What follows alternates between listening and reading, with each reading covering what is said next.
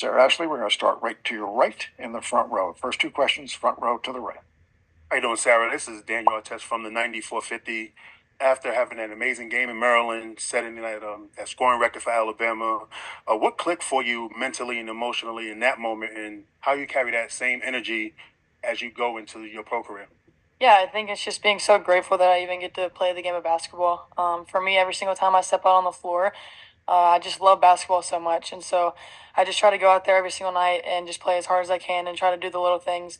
And for me, for at the next level, it's just about doing those little things. LA has such amazing players, and I'm so lucky that I get to learn under all of them and just get there. The vets just understand how they do things. And at the next level, it's doing the little things. It's the rebounding. It's the assists. It's how you can defend, and that's what all goes into not just a 45-point performance. It was the other things too. Next question, also from the front row to your right. Hey, how you doing? Chris from the Chris Gunther Show. Congratulations. What is it that you're really looking forward to the most at the next level? I think it's just learning from other people. Like I said, it's just there's so many great players in the W, and I'm so excited for the competition, for the athleticism, and just a new chapter in my life. I've been in college for 5 years, and so I'm just ready to start that next chapter. Sarah Ashlee, next question, second row, slightly to your right.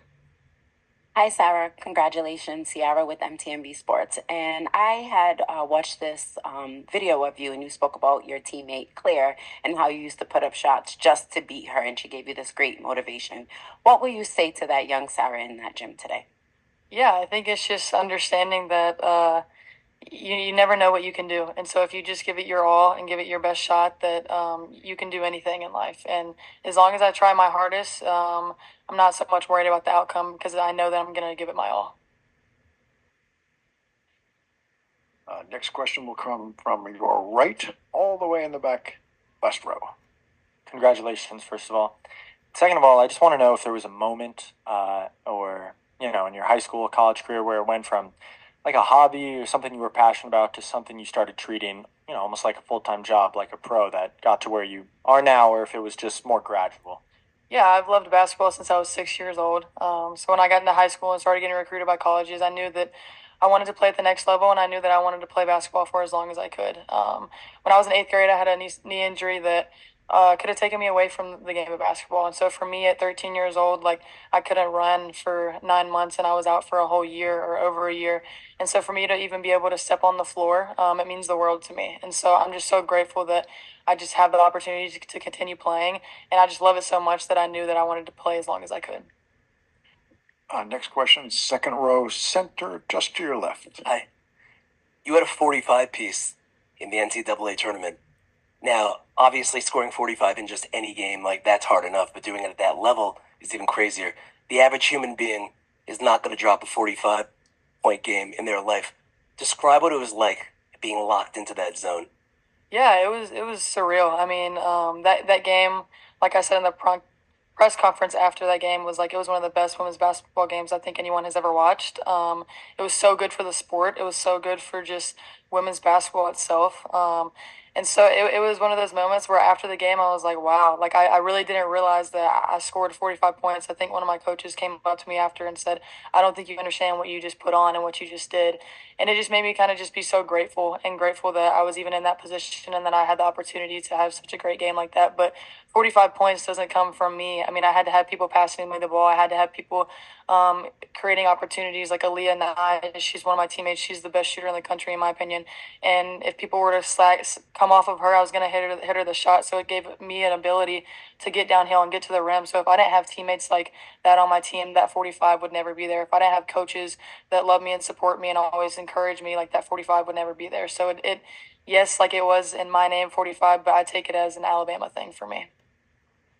I'm not gonna say I don't know. that would be very hard. There's amazing defenders in the W, and I would just be so grateful to just even be on the floor.